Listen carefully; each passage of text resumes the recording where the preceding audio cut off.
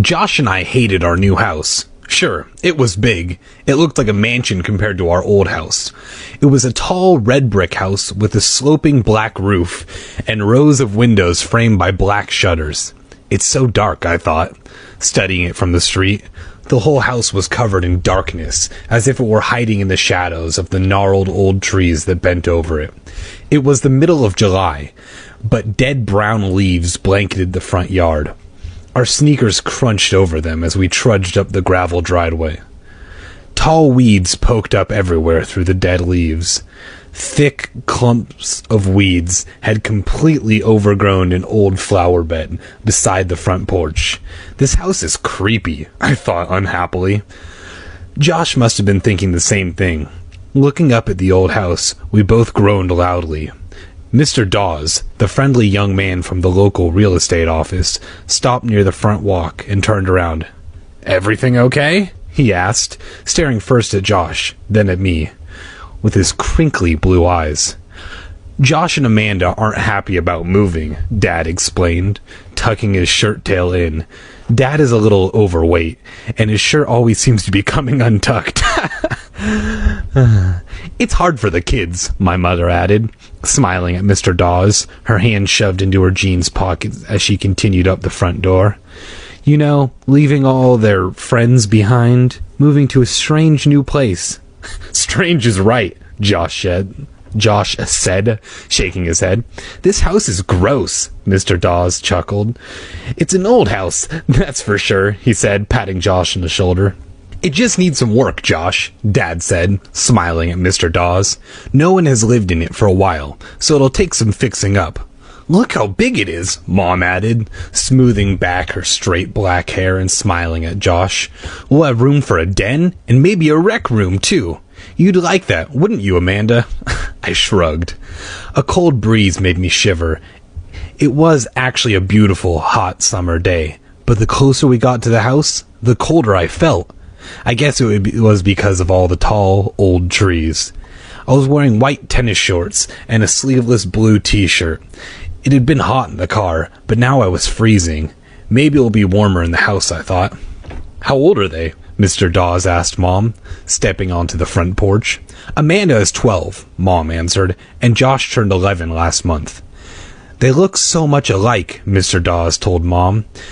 I couldn't decide if that was a compliment or not. I guess it's true. Josh and I are both tall and thin and have curly brown hair like Dad's and dark brown eyes. Everyone says we have serious faces. "I really want to go home," Josh said, his voice cracking. "I hate this place. My brother is the most impatient kid in the world, and when he wakes up his mind about something, that's it. He's a little spoiled. At least, I think so. Whenever he makes a big fuss about something, he usually gets his way. We may look alike, but we're not really that similar. I'm a lot more patient than Josh is. A lot more sensible. Probably because I'm older, and because I'm a girl." I'm not really a girl. I'm doing... okay. Josh had hold of Dad's hand and was trying to pull him back to the car. "Let's go. Come on, Dad. Let's go." I knew this one time Josh wouldn't get his way. We were moving to this house. No doubt about it. After all, the house was absolutely free. A great uncle of Dad's, a man we didn't even know, had died and left the house to Dad in his will. I'll never forget the look on Dad's face when he got the letter from the lawyer. He let out a loud whoop and began dancing around the living room. Josh and I thought he'd flipped or something. "My great-uncle Charles has left us his house in his will," Dad explained, reading and rereading the letter. "It's in a town called Dark Falls." "Huh?" Josh and I cried. "Where's Dark Falls?" Dad shrugged. "I don't remember your Uncle Charles," Mom said, moving behind Dad to read the letter over his shoulder. "Neither do I," admitted Dad. "But he must have been a great guy. Wow, this sounds like an incredible house." He grabbed Mom's hand and began dancing happily with her across the living room. Dad sure was excited. He'd been looking for an excuse to quit his boring office job and devote all of his time to his writing career. The house, absolutely free, would be just the excuse he needed. And now, a week later, here we were in Dark Falls, a 4-hour drive from our home, seeing our new house for the first time. We hadn't even gone inside, and Josh was trying to drag Dad back to the car. "Josh, stop pulling me!" Dad snapped impatiently, trying to tug his hand out of Josh's grasp. Dad glanced helplessly at Mr. Dawes. I could see that he was embarrassed by how Josh was carrying on. I decided maybe I could help. "Let's go, Josh," I said quietly, grabbing Josh by the shoulder. "We promised we'd give Dark Falls a chance, remember?" "I already gave it a chance," Josh whined like a little bitch, not letting go of Dad's hand. "This house is old and ugly, and I hate it."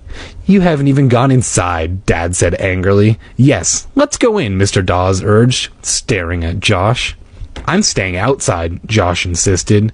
He can be really stubborn sometimes. I felt just as unhappy as Josh looking at this dark old house, but I'd never carry on the way Josh was. "Josh, don't you want to pick out your own room?" Mom asked. "No," Josh muttered. He and I both glanced up to the second floor. There were 2 large bay windows side by side up there. They looked like 2 dark eyes staring back at us. "How long have you lived in your present house?" Mr. Dawes asked Dad. Dad had to think for a second. "About 14 years, he answered. "The kids have lived there for their whole lives." "Moving is always hard," Mr. Dawes said sympathetically, turning his gaze on me. "You know, Amanda, I moved here to Dark Falls just a few months ago. I didn't like it much either, at first, but now I wouldn't live anywhere else." He winked at me. He had a cute dimple on his chin when he smiled. "Let's go inside. It's really quite nice. You'll be surprised." All of us followed Mr. Dawes, except Josh. "Are there other kids on this block?" Josh demanded. He made it sound like a challenge, then a question. Mr. Dawes nodded. "The school's just 2 blocks away," he said, pointing up the street. "See?" Mom quickly cut in. "A short walk to school. No more long bus rides every morning." "I liked the bus," Josh insisted. His mind was made up. He wasn't going to give my parents a break, even though we both promised to be open-minded about this move. I don't know what Josh thought he had to gain by being such a pain. I mean, Dad already had plenty to worry about. For one thing, he hadn't been able to sell our old house yet.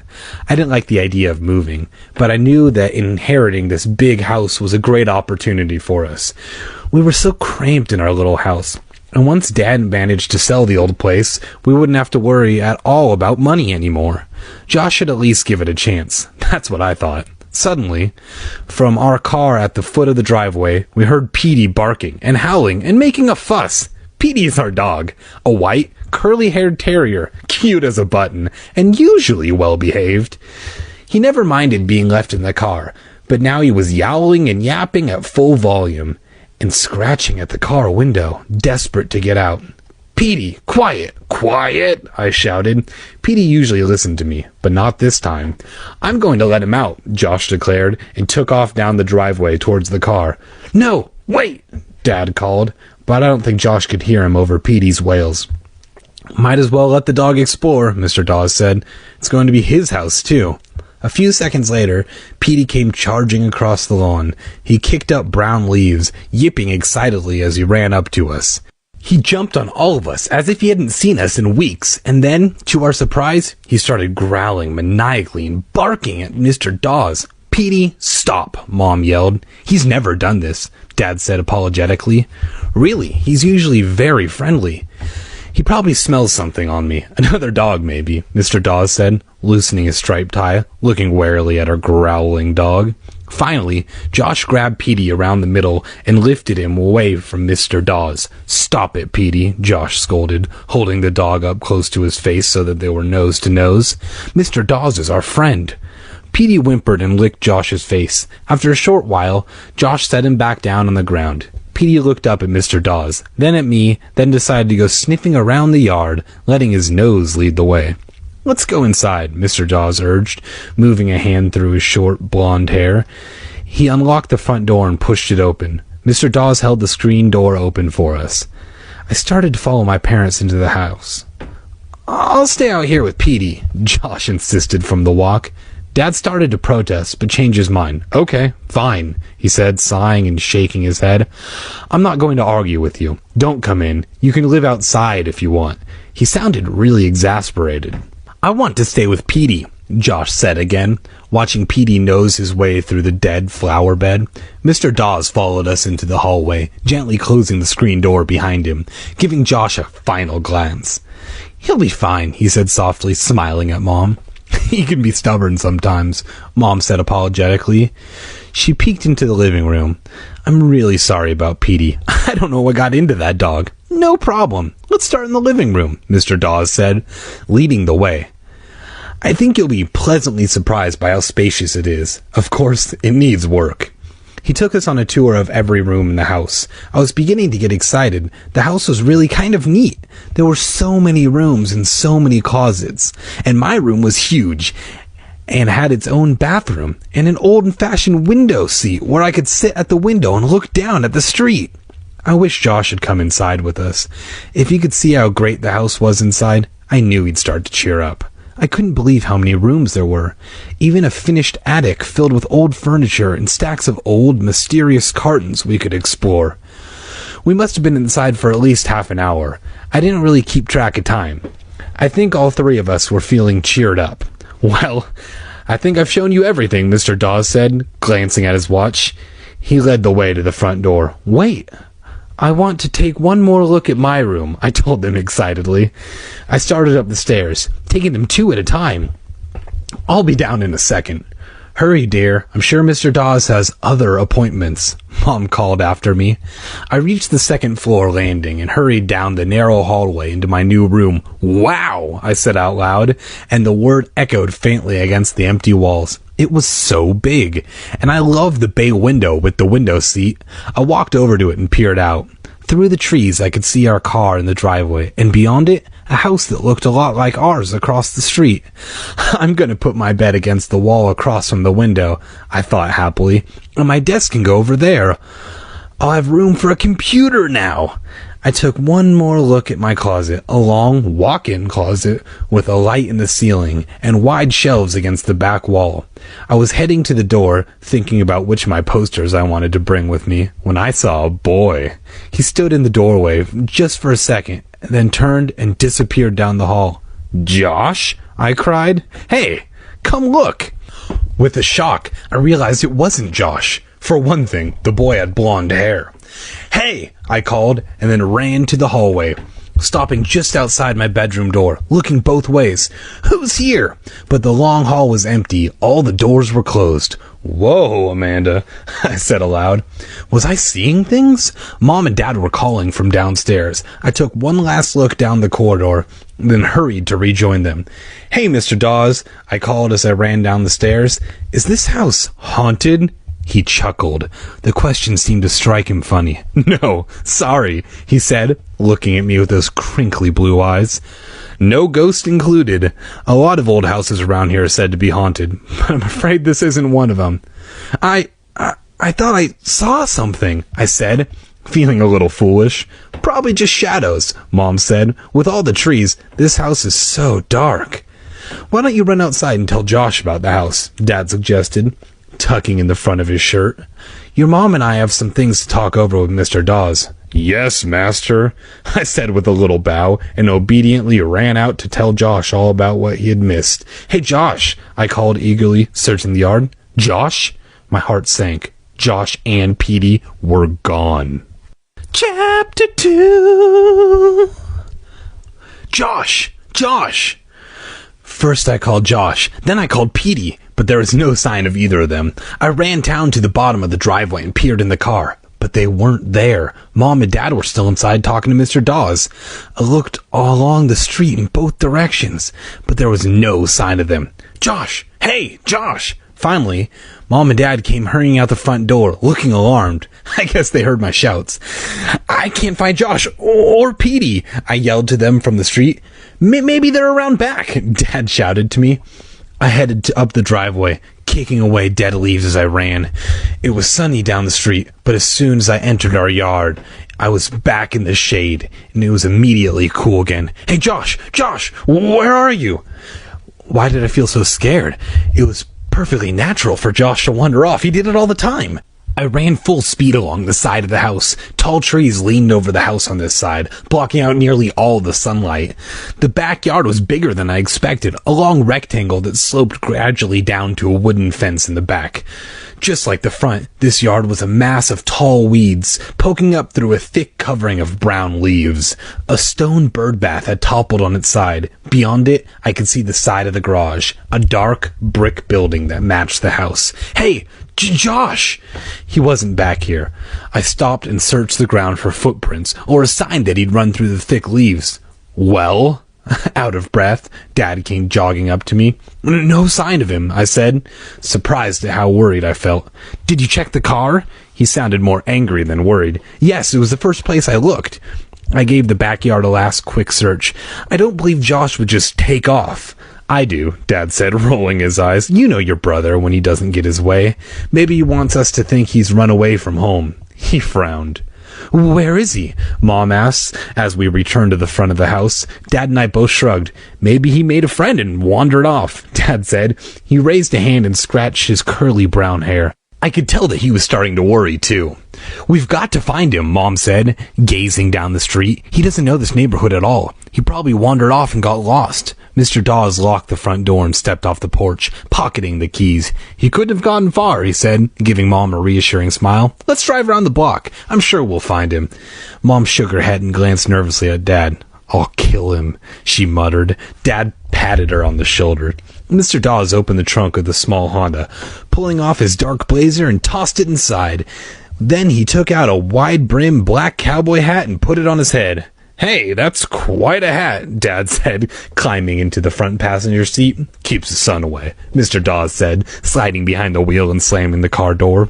Mom and I got in back. Glancing over at her, I saw that Mom was as worried as I was. We headed down the block in silence, all four of us staring out the car windows.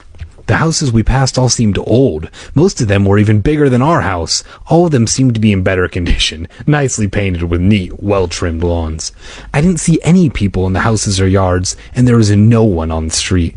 It certainly is a quiet neighborhood, I thought, and shady. The houses all seemed to be surrounded by tall, leafy trees. The front yards we drove slowly past all seemed to be bathed in shade. The street was the only sunny place, a narrow gold ribbon that ran through the shadows on both sides. Maybe this is why they call it Dark Falls, I thought. Where is that son of mine? Dad asked, staring hard out the windshield. I'll kill him. I really will, Mom muttered. It wasn't the first time she said that about Josh. We had gone around the block twice. No sign of him. Mr. Dawes suggested we go around the next few blocks, and Dad quickly agreed. Hope I don't get lost. I'm new here too, Mr. Dawes said, turning a corner. There's the school, he announced, pointing out the window at the tall red brick building. It looked very old-fashioned, with white columns on both sides of the double front doors. Of course, it's closed now, Mr. Dawes added. My eyes searched the fenced-in playground behind the school. It was empty. No one there. I need a drink.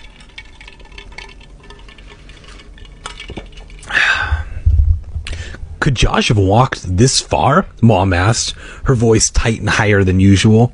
Josh doesn't walk, Dad said, rolling his eyes. He runs. We'll find him, Mr. Dawes said confidently, tapping his fingers on the wheel as he steered. He turned a corner onto another shady block. A street sign read, Cemetery Drive, and sure enough, a large cemetery rose up in front of us. Granite gravestones rolled along a low hill, which sloped down and then made it up into a large flat stretch, also marked with rows of low grave markers and monuments. A few shrubs dotted the cemetery, but there weren't many trees. As we drove slowly past, the gravestones passing by in a blur on the left, I realized that this was the sunniest spot I'd seen in the whole town. There's your son, Mr. Dawes, pointing out the window, stopped the car suddenly. Oh, thank goodness, Mom exclaimed, leaning down to see out the window on my side of the car. Sure enough, there was Josh, running wildly along a crooked row of low white gravestones. "What's he doing here?" I asked, pushing open my car door. I stepped down from the car, took a few steps on the grass, and called at him. At first, he didn't react to my shouts. He seemed to be ducking and dodging through the tombstones. He would run in one direction, then cut to the side, then head in another direction. Why was he doing that? I took another few steps, and then stopped, gripped with fear. I realized why Josh was darting and ducking like that, running so wildly through the tombstone. He was being chased. Someone, or something, after him. Chapter and the 3. Then, as I took a few reluctant steps toward Josh, watching him bend low, then change directions, his arms outstretched as he ran, I realized I had it completely backward. Josh wasn't being chased. Josh was chasing. He was chasing after Petey. Okay. So sometimes my imagination runs away with me. Running through an old graveyard like this, even in bright daylight, it's only natural that a person might start to have weird thoughts. I called to Josh again, and this time he heard me and turned around. He looked worried. "Amanda, come help me," he cried. "Josh, what's the matter?" I ran as fast as I could to catch up with him, but he kept darting through the gravestones, moving from row to row. "Help! Josh, what's wrong?" I turned and saw that Mom and Dad were right behind me. "It's Petey," Josh explained, out of breath. "I can't get him to stop. I caught him once, but he pulled away from me. Petey! Petey!" Dad started calling the dog, but Petey was moving from stone to stone, sniffing each one, then running to the next. "How'd you get all the way over here?" Dad asked. He caught up with my brother. "I had to follow Petey," Josh explained, still looking very worried. "He just took off. One second he was sniffing around the dead flower bed in their front yard. Then the next second, he just started to run. He wouldn't stop when I called.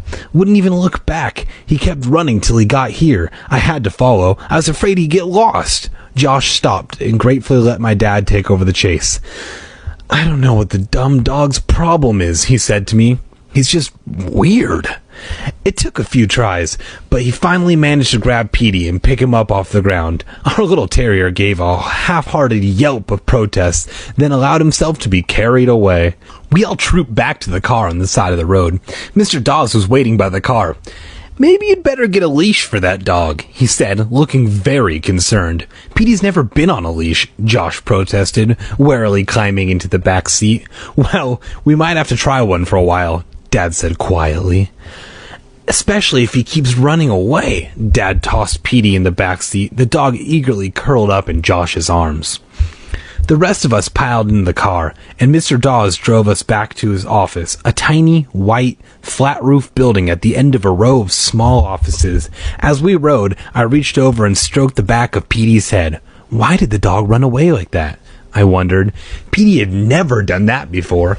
I guess that Petey was also upset about moving. After all, Petey had spent his whole life in our house. He probably felt a lot like Josh and I about having to pack up and move and never see our old neighborhood again. The new house, the new streets, all the new smells must have freaked the poor old dog out. Josh wanted to run away from the whole idea. And so did Petey. Anyway, that was my theory. Mr. Dawes parked his car in the front of his tiny office, shook Dad's hand, and gave him a business card. "You can come by next week," he told Mom and Dad. "I'll have all the legal work done by then. After you sign the papers, you can move in anytime." He pushed open the car door, giving us all a final smile, prepared to climb out. "Compton Dawes," Mom said, reading the white business card over Dad's shoulder. "That's an unusual name. Is Compton an old family name?" Mr. Dawes shook his head. "No," he said. "I'm the only Compton in my family. I have no idea where that name comes from. No idea at all. Maybe my parents didn't know how to spell Charlie." That's probably it, Compton. Chuckling at his terrible joke, he climbed out of the car, lowered the wide black Stetson hat on his head, pulled his blazer from the trunk, and disappeared into the small white building. Dad climbed behind the wheel, moving the seat back to make room for his big stomach. Mom got up front, and we started the long drive home. "I guess you and Petey had quite an adventure today," Mom said to Josh, rolling up her window because Dad had turned on the air conditioner. "I guess," Josh said without enthusiasm. Petey was sound asleep in his lap, snoring quietly. Booze. "You're going to love your room," I told Josh. The whole house is great. Really? Josh stared at me thoughtfully, but didn't answer. I poked him in the ribs with my elbow. Say something. Did you hear what I said? But the weird, thoughtful look didn't fade from Josh's face. The next couple of weeks seemed to crawl by. I walked around the house thinking about how I'd never see my room again, how I'd never eat breakfast in this kitchen table again, how I'd never watch TV in the living room again. Morbid stuff like that. I had this sick feeling when the movers came one afternoon and delivered a tall stack of cartons. Time to pack up. It was really happening. Even though it was the middle of the afternoon, I went up to my room and flopped down on my bed. I didn't nap or anything. I just stared at the ceiling for more than an hour, and all these wild, unconnected thoughts ran through my head like a dream, only I was awake. I wasn't the only one who was nervous about the move. Mom and Dad were snapping at each other over nothing at all. One morning, they had a big fight over whether the bacon was too crispy or not. In a way, I lost my place. In a way, it was funny to see them being so childish. Josh was acting really sullen at the time. He hardly spoke a word to anyone. And Petey sulked too. That dumb dog wouldn't even pick himself up and come over to me when I had some table scraps for him. I guess the hardest part about moving was saying goodbye to my friends. Carol and Amy were away at camp, so I had to write them. But Kathy was home, and she was my oldest and best friend, and that was the hardest to say goodbye to. I think some people were surprised that Kathy and I had stayed such good friends. For one thing, we look so different. I'm tall and thin and dark, but she's fair-skinned with long blonde hair and a little chubby, you fat cunt. But we've been friends since preschool, and best friends since 4th grade. When she came over the night before the move, we were both terribly awkward. Kathy, you shouldn't be nervous, I told her. You're not the one who's moving away forever. It's not like you're moving to China or anything, she answered, chewing hard on her bubble gum. Dark Falls. It's only 4 hours away, Amanda. We'll see each other a lot. Yeah, I guess, I said, but I didn't believe it. 4 hours away was as bad as being in China, as far as I was concerned. I guess we can still talk on the phone, I said glumly. She blew a small green bubble, then sucked it back into her mouth. Yeah, sure, she said, pretending to be enthusiastic. You're lucky, you know. Moving out of this crummy neighborhood to a big house. It's not a crummy neighborhood, I insisted. I don't know why I was defending the neighborhood. I never had before. One of my favorite pastimes was thinking of places I'd rather grow up. School won't be the same without you, she sighed, curling her legs under her on the chair. Who's going to slip me the answers in math? I laughed. I always slipped you the wrong answers. But it was the thought that counted, Kathy said, and then she groaned. Ugh, junior high. Is your new junior high part of the high school or part of the elementary school? I made a disgusted face.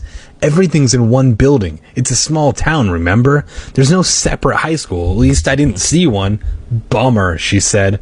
Bummer was right. We chatted for hours until Kathy's mom called and said it was time for her to come home. Then we hugged. I made up my mind that I wouldn't cry, but I could feel the big hot tears forming in the corner of my eyes, and then they were running down my cheeks. God damn it! I'm so miserable, I wailed. I had planned to be really controlled and mature, but Kathy was my best friend. After all, what could I do? We made a promise that we'd always be together on our birthdays, no matter what. We forced our parents to make sure we didn't miss each other's birthdays. And then we hugged again, and Kathy said, "Don't worry, we'll see each other a lot." Really. And she had tears in her eyes, too. She turned and ran out the door. The screen door slammed behind her.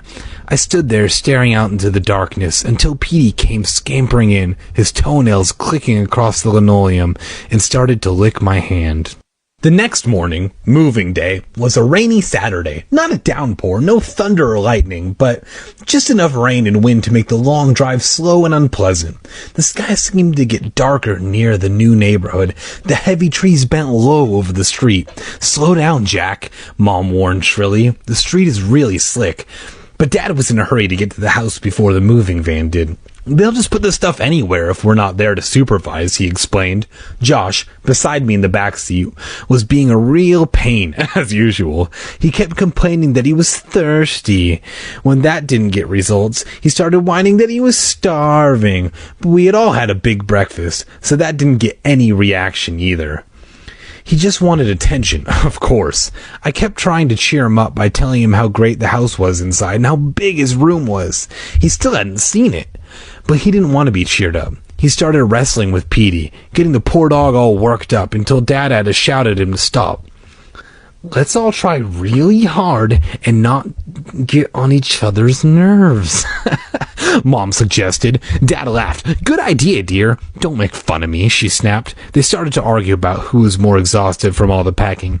Petey stood up on his hind legs and started to howl at the back window. Can you shut him up? Mom screamed. I pulled Petey down, but he struggled back up and started howling again.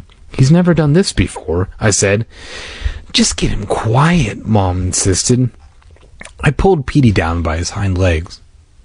Wait up, there's something outside. While reading Goosebumps, this is spooky. Let me check. Hey, I'm back. Turns out it was absolutely nothing, but maybe I live in Dead House or Dead Studio Apartment. Anyway, I pulled Petey down by his hind legs, and Josh started to howl. Mom turned around and gave him a dirty look. Josh didn't stop howling, though. He thought he was a riot. Finally, Dad pulled the car up the driveway of the new house. The tires crunched over the wet gravel. Rain poured on the roof. Home sweet home, Mom said. I couldn't tell if she was being sarcastic or not. I think she was really glad the long car ride was over. At least we beat the movers, Dad said, glancing at his watch. Then his expression changed. Hope they're not lost. It's as dark as night out there, Josh complained. Petey was jumping up and down on my lap, desperate to get out of the car. He was usually a good traveler, but once the car stopped, he wanted out immediately. I opened my car door and he leaped onto the driveway with a splash and started to run in a wild zigzag across the front yard. At least someone's glad to be here, Josh said quietly. Dad ran up to the porch and, fumbling with the unfamiliar keys, managed to get the front door open. Then he motioned for us to come into the house. Mom and Josh ran across the walk, eager to get in out of the rain. I closed the car door behind me and started to jog after them, but something caught my eye. I stopped and looked up at the twin bay windows above the porch. I held my hand over my eyebrows to shield my eyes and squinted through the rain. Yes, I saw it. A face. In the window on the left. The boy. The same boy was up there, staring down at me.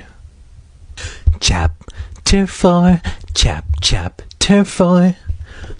Wipe your feet. Don't track mud on the nice, clean floors, Mom called. Her voice echoed against the bare walls of the empty living room. I stepped into the hallway. The house smelled of paint. The painters had just finished on Thursday. It was hot inside the house, much hotter than outside. The kitchen light won't go on, Dad called from the back. Did the painters turn off the electricity or something? How should I know? Mom shouted back. Their voices sounded so loud in the big empty house. Mom, there's someone upstairs, I cried, wiping my feet on the welcome mat and hurrying into the living room. She was at the window, staring at the rain. Looking for the movers, probably. She spun around as I came in. What? There's a boy upstairs. I saw him in the window, I said, struggling to catch my breath. I said breath. Struggling to catch my breath. Josh entered the room from the back hallway. He'd probably been with Dad. He laughed. Is someone already living here? There's no one upstairs, Mom said, rolling her eyes. Are you two going to give me a break today or what? What did I do? Josh whined. Listen, Amanda, we're all a little on edge today, Mom started. But I interrupted her. I saw his face, Mom, in the window. I'm not crazy, you know? Says who? Josh cracked. Amanda. Mom bit her lower lip, the way she always did when she was really exasperated. You saw a reflection of something. Of a tree, probably. She turned back to the window. The rain was coming down in sheets now, the wind driving it noisily against the large picture window. I ran to the stairway, cupped my hands over my mouth, and shouted up to the second floor. Who's up there? No answer. Who's up there? I called a little louder. Mom had her hands over her ears. Amanda, please. Josh had disappeared through the dining room. He was finally exploring the house. "There's someone up there," I insisted, and impulsively, I started up the wooden stairway, my sneakers thudding loudly on the bare steps. "Amanda," I heard my mom calling after me, but I was too angry to stop. Why didn't she believe me? Why did she have to say it was a reflection of a tree I saw up there? I was curious. I had to know who was upstairs. I had to prove my mom wrong. I had to show her I hadn't seen a stupid reflection. I guess I can be pretty stubborn, too. Maybe it's my family trait. The stairs squeaked and crawled under my god damn it. The stairs squeaked and creaked under me as I climbed. I didn't feel at all scared until I reached the second floor landing.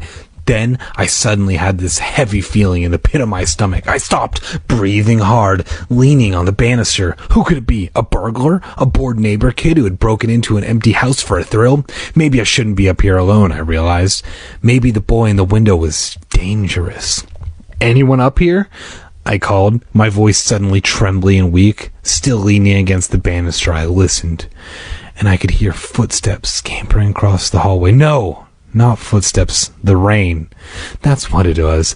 The patter of rain against the slate-shingled roof.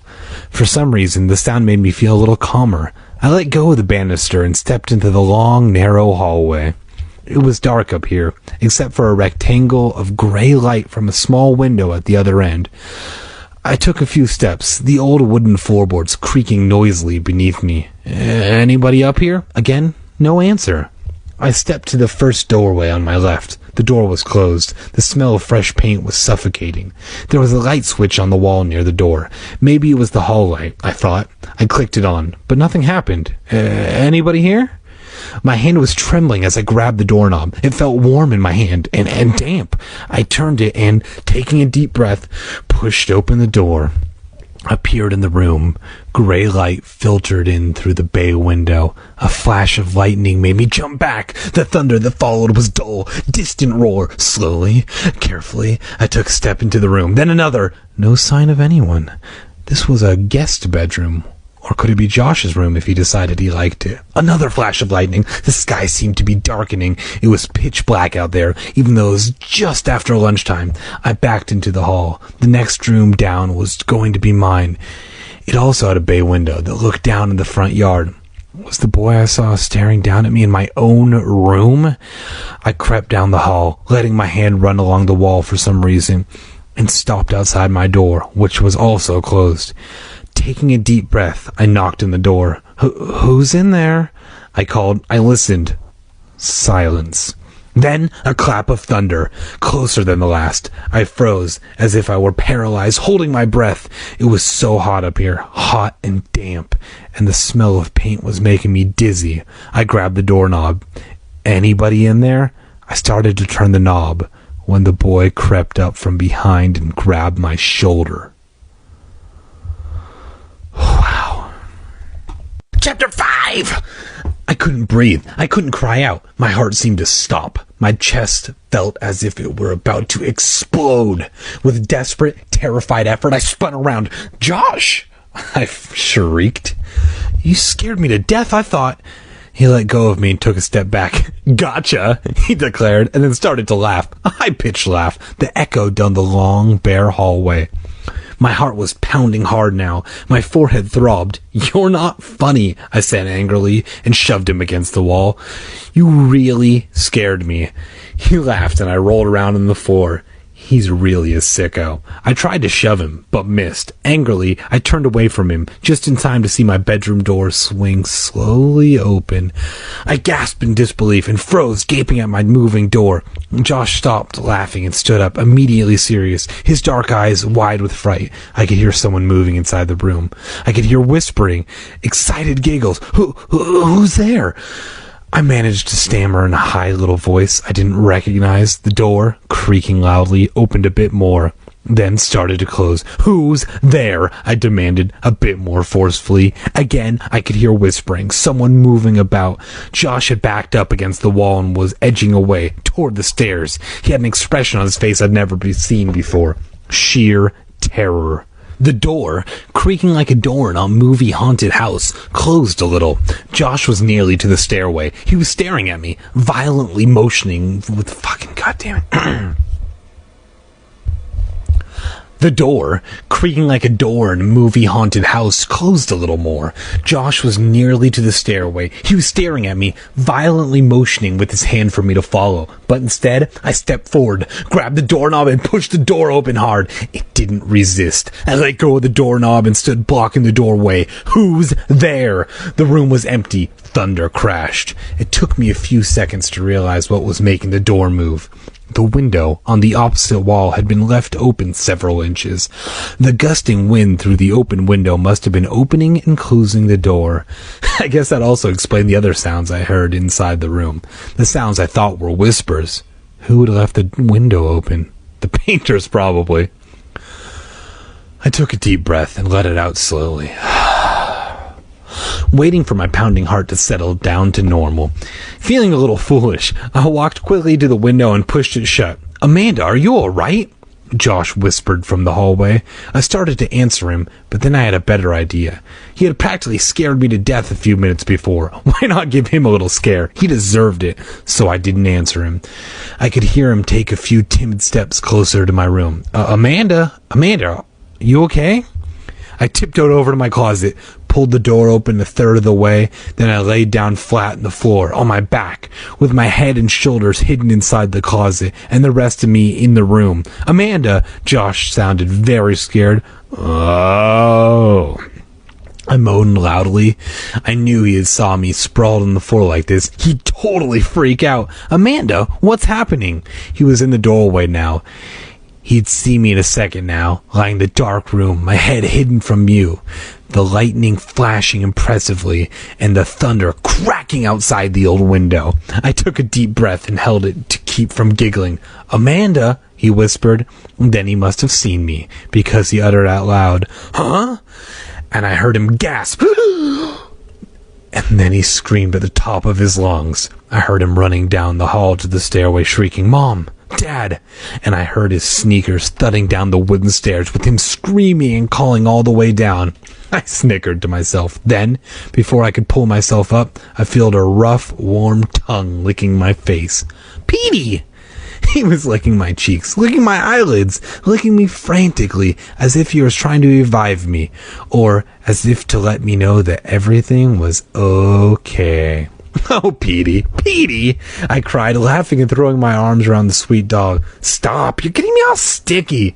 But he wouldn't stop. He kept on licking fiercely. The poor dog is nervous too, I thought. "Come on, Petey, shape up," I told him, holding his panting face away with both my hands. "There's nothing to be nervous about. This new place is going to be fun. You'll see." Chapter 6. That night, I was smiling to myself as I fluffed up my pillow and slid it into bed. I was thinking about how terrified Josh had been that afternoon, how frightening he looked, even after I came prancing down the stairs, perfectly okay, how angry he was that I had fooled him. Of course, Mom and Dad didn't think it was funny. They were both nervous and upset because the moving van had just arrived, an hour late. They forced Josh and me to call a truce. No more scaring each other.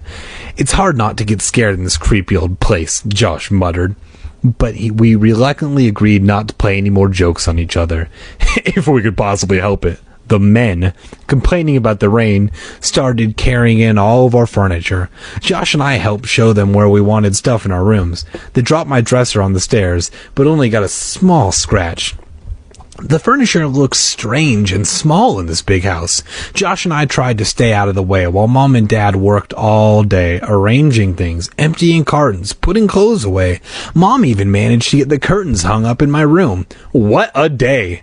Now, a little after 10 o'clock, trying to get to sleep for the first time in my new room, I turned on my side, then on my back. Even though this was my old bed, I couldn't get comfortable. Everything seemed so different, so wrong.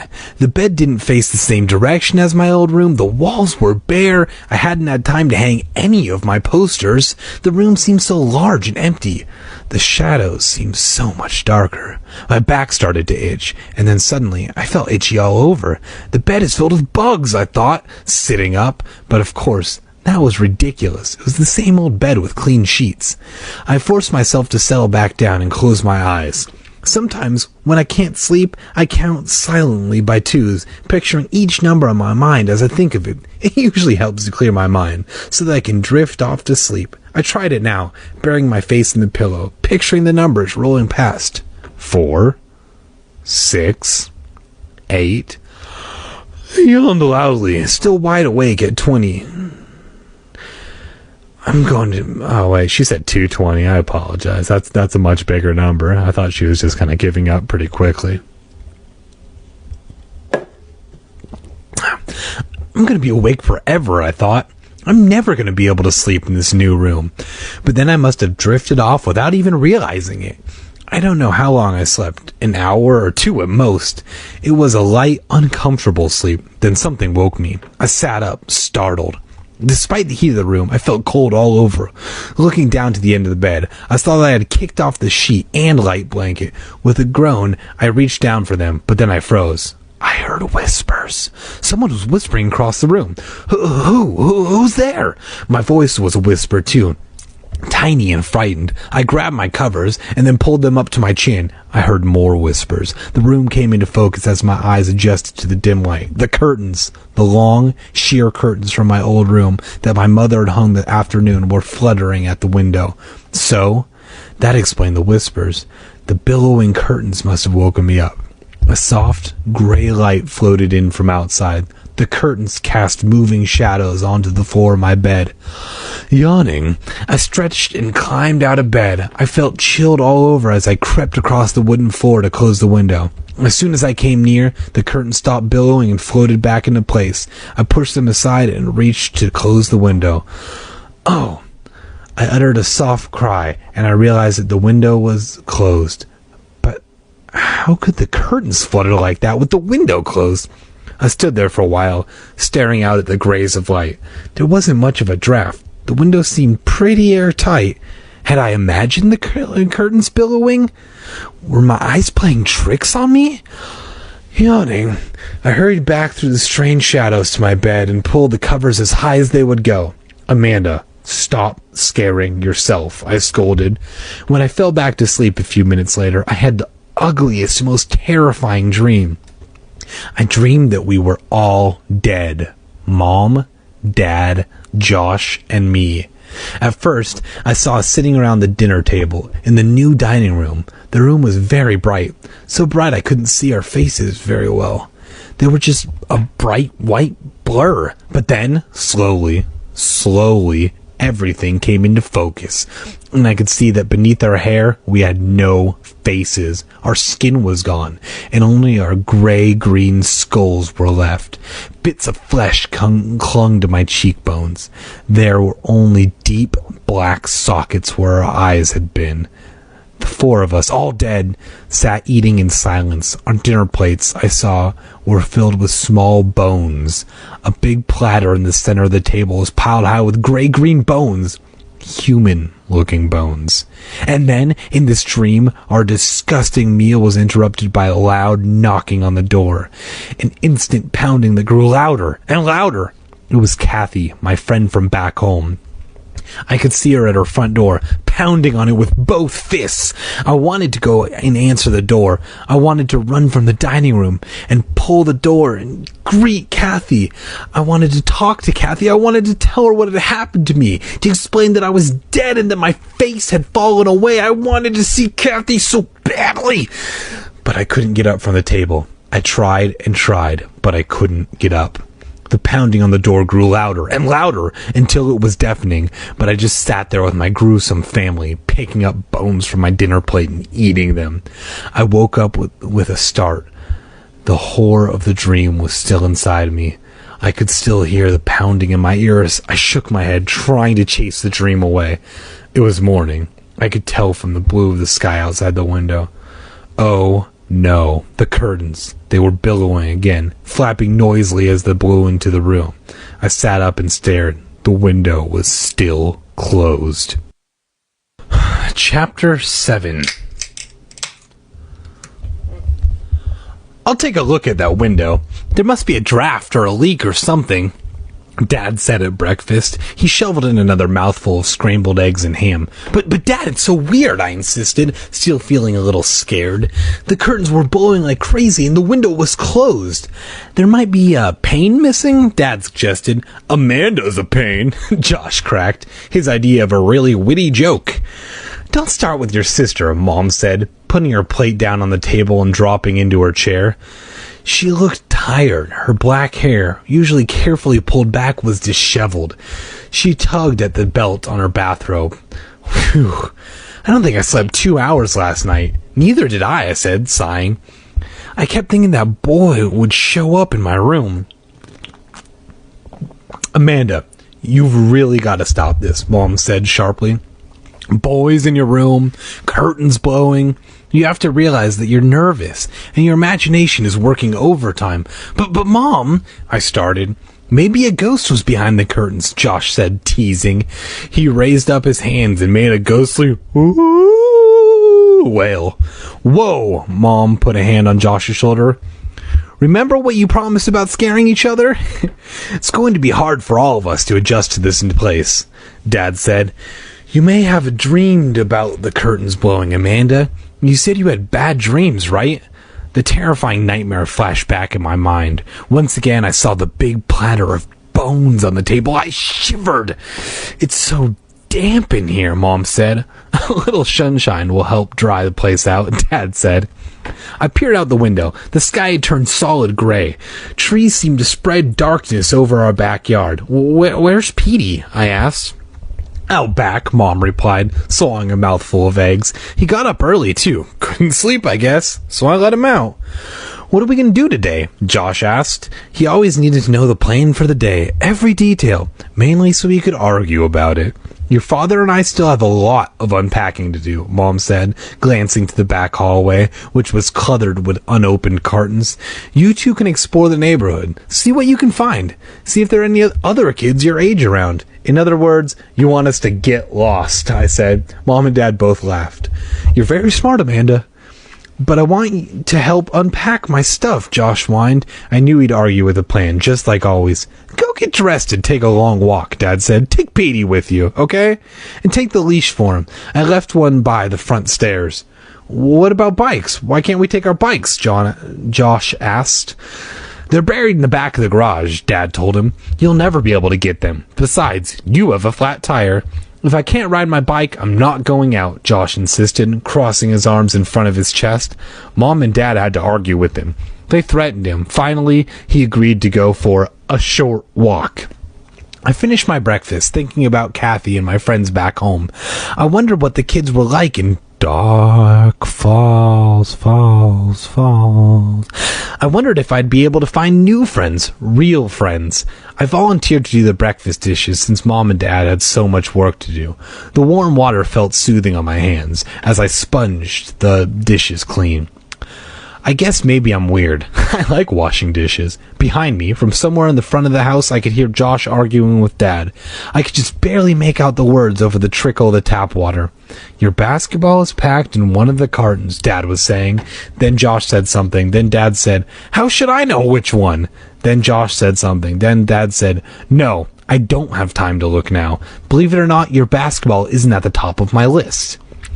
I stacked the last dishes on the counter to drain. I looked for a dish towel to dry my hands. There was none in sight. I guess they hadn't been unpacked yet. Wiping off my hands on the front of my robe, I headed for the stairs. I'll be dressed in 5 minutes, I called to Josh, who was still arguing with Dad in the living room. Then we can go out.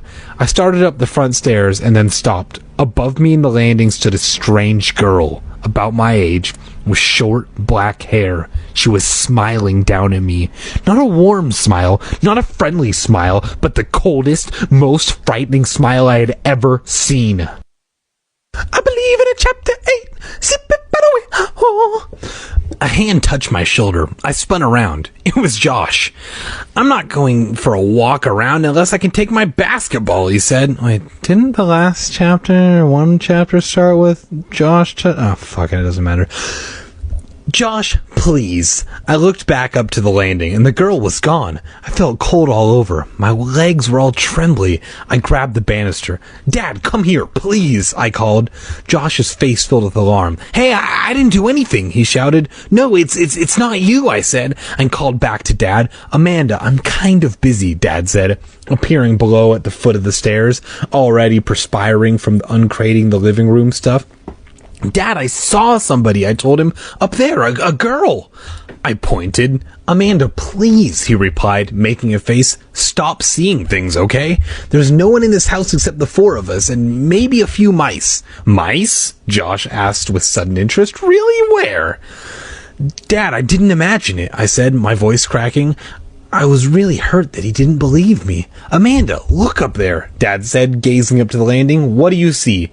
I followed his gaze. There's a pile of my clothes on the landing. Mom must have just unpacked them. It's just clothes, Dad said impatiently. It's not a girl. It's clothes. He rolled his eyes. Sorry, I said quietly, repeating it as I started up the stairs. Sorry. But I didn't feel sorry. I felt confused and still scared. Was it possible that I thought a pile of clothes was a smiling girl? No, I didn't think so. I'm not crazy, and I have really good eyesight. Then what's going on? I opened the door to my room, turned on the ceiling light, and saw the curtains billowing in front of the bay window. Oh no, not again, I thought. I hurried to them. This time the window was open. Who opened it? Mom, I guess. Warm, wet air blew into the room. The sky was heavy and gray. It smelled like rain. Turning to my bed, I had another shock. Someone laid out an outfit for me. A pair of faded jeans and a pale blue sleeveless t-shirt. They were spread out side by side at the foot of my bed. Who put them there, Mom? I stood at the doorway and called to her. Mom! Mom!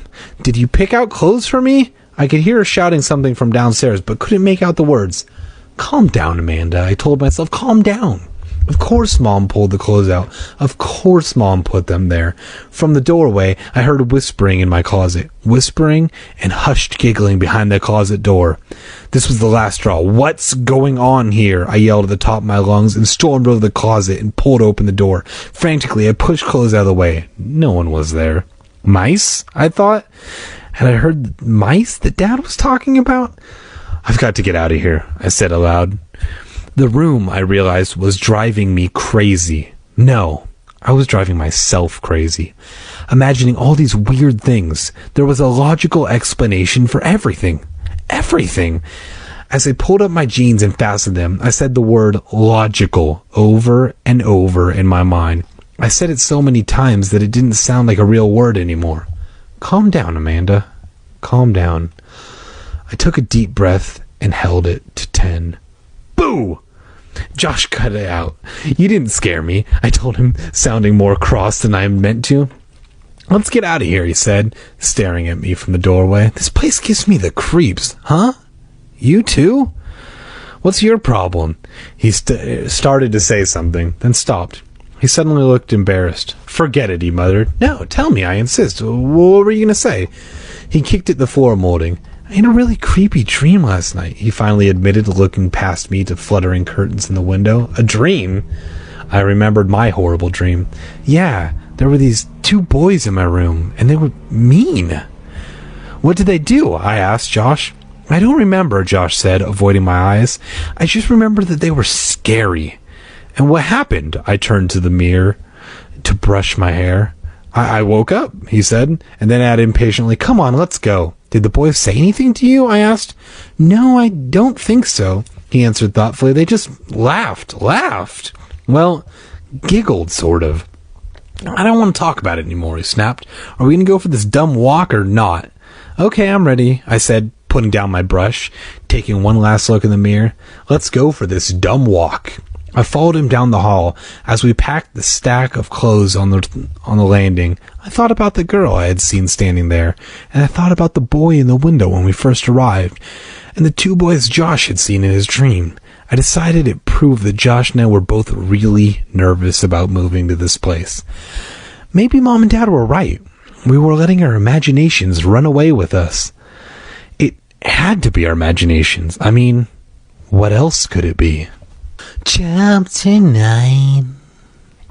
A few seconds later, we stepped into the backyard to get Petey. He was as glad to see us as ever, leaping on us with his muddy paws, yapping excitedly, running in frantic circles through the leaves. It cheered me up just to see him. It was hot and muggy, even though the sky was gray. There was no wind at all. The heavy old trees stood as still as statues. We headed down the gravel driveway toward the street, our sneakers kicking at the dead brown leaves. Petey running in zigzags at our sides, first in front of us, then behind. At least Dad hasn't asked us to rake all these old leaves, Josh said. He will, I warned. I don't think he's unpacked the rake yet. Josh made a face. We stood at the curb looking up at our house. The 2 second-floor bay windows staring back at us like eyes. The house next door, I noticed for the first time, was about the same size as ours, except it was shingle instead of brick.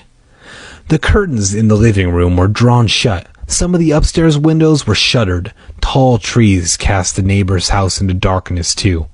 "Which way?" Josh asked, tossing a stick for Petey to chase. I pointed up the street. "The school's up that way. Let's check it out." The road sloped uphill, and Josh picked up a small tree branch from the side of the road and used it as a walking stick. Petey kept trying to chew on it while Josh walked. We didn't see anyone on the streets or anyone in the front yards we passed by. No cars went by. I was beginning to think the whole town was deserted until the boy stepped out from behind the low hedge. He popped out so suddenly, both Josh and I stopped in our tracks. "Hi," he said shyly, giving us a little wave. "Hi," Josh and I answered at the same time. Then, before we could pull him back, Petey ran up to the boy, sniffed his sneakers, and began snarling and barking. The boy stepped back and raised his hands as if he were protecting himself. He looked really frightened. "Petey, stop!" I cried. Josh grabbed the dog and picked him up, but he kept growling. He doesn't bite, I told the boy. He usually doesn't bark either. I'm sorry. "That's okay," the boy said, staring at Petey, who was squirming to get out of Josh's arms. "He probably smells something on me." "Petey, stop," I shouted. The dog wouldn't stop squirming. "You don't want the leash, do you?" The boy had short, wavy blonde hair and a very pale blue pair of eyes. He had a funny turned-up nose that seemed out of place on his serious-looking face. He was wearing a maroon, long-sleeved sweatshirt, despite the mugginess of the day, and a black, straight-legged jeans. He had blue baseball cap stuffed into the back pocket of his jean. "I'm Amanda Benson," I said, "and this is my brother, Josh." Josh hesitantly put Petey back on the ground. The dog yipped once, stared up at the boy, whimpered softly, then sat down on the street and began to scratch himself. "I'm Ray Thurston," the boy said, stuffing his hands into his jeans pockets, staring warily at Petey. He seemed to relax a little, though, seeing that dog had lost interest in barking and growling at him. I suddenly realized that Ray looked familiar. Where had I seen him before? Where? I stared at him until I remembered, and then I gasped in sudden fright. Ray was the boy in my room, the boy in the window. "You!" I stammered accusingly. "You were in the house." He looked confused. "Huh? You were in my room, right?" I insisted. He laughed. "I don't get it," he said. "In your room?" Petey raised his head and gave a low growl in Ray's direction. Then he went back to his serious scratching. "I thought I saw you," I said, beginning to feel a little doubtful. Maybe it wasn't him. Maybe. "I haven't been in your house in a long time," Ray said, looking down warily at Petey. "A long time?" "Yeah, I used to live in your house," he replied. "Huh?" Josh and I stared at him in surprise. "Our house?" Ray nodded. "When we first moved here," he said.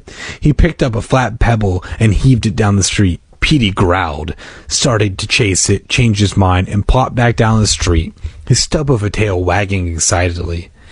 Heavy clouds lowered across the sky. It seemed to grow darker. "Where do you live now?" I asked. Ray tossed another stone, then pointed up the road. Do you like our house?" Josh asked Ray. "Yeah, it was okay," Ray told him. "Nice and shady." "You liked it?" Josh cried. "I think it's gross. I think it's so dark and..." Petey interrupted. He decided to start barking at Ray again, running up until he was few inches in front of Ray, then backing away. Ray took a few cautious steps back to the edge of the curb. Josh pulled out the leash from his pockets of his shorts. "Sorry, Petey," he said. I held the growling dog while Josh attached the leash to his collar. He's never done this before. Really? I said, apologizing to Ray. The leash seemed to confuse Petey. He tugged against it, pulling Josh across the street, but at least he stopped barking. Let's do something, Josh said impatiently. Like what? Ray asked, relaxing again now that Petey was on the leash. We all thought for a while. Maybe we could go to your house, Josh suggested to Ray. Ray shook his head. Nah, I don't think so, he said. Not now, anyway.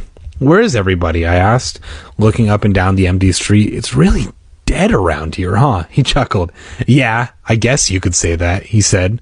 Want to go to the playground behind the school? Yeah, alright. I agreed. The three of us headed up the street, Ray leading the way, me walking a few feet behind him, Josh holding his tree branch in one hand, the leash in other, Petey running this way, then that, giving Josh a real hard time. We didn't see the gang of kids till we turned the corner. There were 10 or 12 of them, mostly boys, but a few girls too. They were laughing and shouting, shoving each other playfully as they came toward us down the center of the street. Some of them, I saw, were my age. The rest were teenagers. They were wearing jeans and dark t-shirts. One of the girls stood out because she had long, straight blonde hair and was wearing green spandex tights. Hey, look! A tall boy with slicked back black hair cried, pointing at us. Seeing Ray, Josh, and me, they grew quiet, but didn't stop moving toward us. A few of them giggled, as if they were enjoying some kind of private joke. The three of us stopped and watched them approach. I smiled and waited to say hi. Petey was pulling at his leash and barking his head off. Hi, guys, the tall boy with the black hair said, grinning. The others thought that this was funny for some reason. They laughed. The girl in the green tights gave a short, red-haired boy a shove that almost sent him sprawling into me. How's it going, Ray? A girl with short black hair asked, smiling at Ray. Not bad. Hi, guys, Ray answered. He turned to Josh and me. These are some of my friends. They're all from the neighborhood. Hi, I said, feeling awkward. I wish Petey would stop barking and pulling at his leash like that. Poor Josh was having a terrible time holding on to him.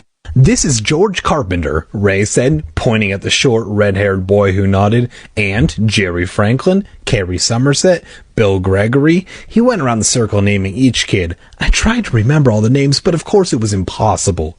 How do you like Dark Falls? One of the girls asked me. I don't really know, I told her. It's my first day here, really. It seems nice. Some of the kids laughed at my answer for some reason. What kind of dog is that? George Carpenter asked Josh. Josh, holding tight to the leash handle, told him. George stared hard at Karen Somerset. Fuck.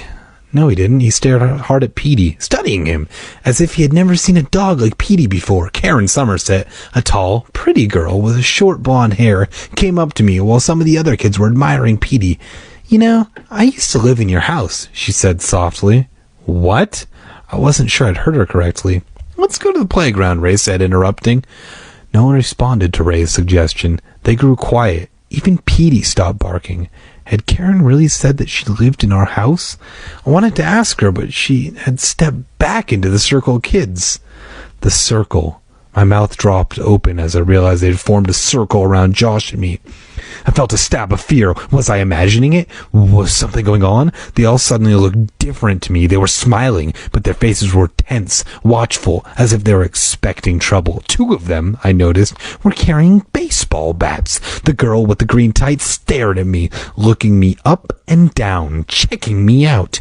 No one said a word. The street was silent except for Petey, who was now whimpering softly.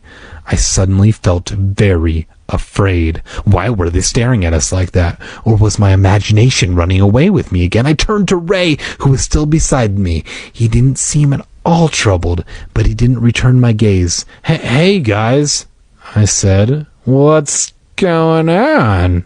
I tried to keep it light, but my voice was a little shaky. I looked over at Josh. He was busy soothing Petey.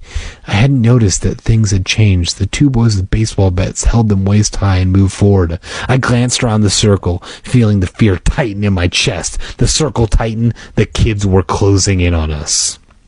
Oh man, those kids. Anyway, this concludes, part one of Welcome to Dead House, which is, episode 1 of Dune Reads Goosebumps, the podcast.